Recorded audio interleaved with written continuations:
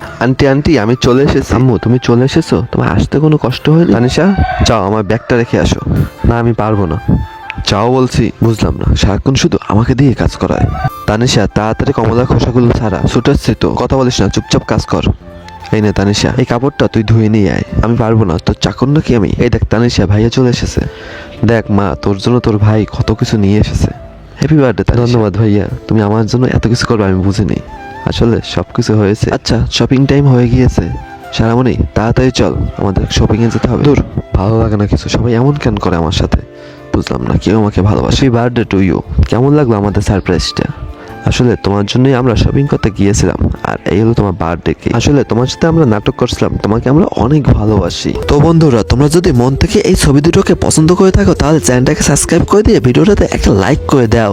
এছাড়া তুমি কোন ধর্মের সেটা কিন্তু অবশ্যই কমেন্টে জানাবে। যদি তুমি মুসলিম হয়ে থাকো তাহলে আল্লাহর নামটা কমেন্ট বক্সে লিখে যাও।